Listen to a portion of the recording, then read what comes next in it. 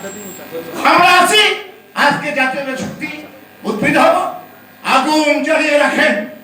একটা সেকেন্ডের জন্য যদি বিপ্লবীর আকাঙ্ক্ষা, বিপ্লবী যুদ্ধের নাজাত, 24-এর নাজাত, 71-এর নাজাত, জিয়া খুনের ঘটনা, খালেদাকে জেলে কারান্দ রাখার ঘটনা, চারিদিকে দেশের বাইরে রাখার ঘটনা যদি অন্তর থেকে মুছে ফেলেন, সর্বনাশ হয়ে যেতে পারে। আসসালামু আলাইকুম।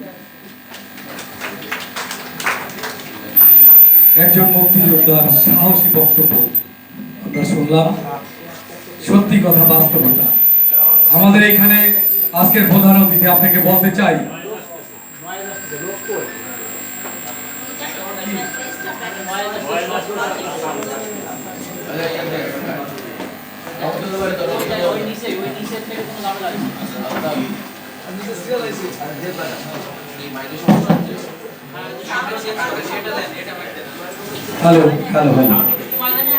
সংগ্রামী নেতৃবৃন্দ, এই পর্যায়ে বক্তব্য আমাদের মাঝে আরো উপস্থিত হয়েছেন মুক্তিযোদ্ধা দলের কেন্দ্রীয় কমিটির যুগ্ম সাধারণ সম্পাদক সালেক সালেমান শর্মা।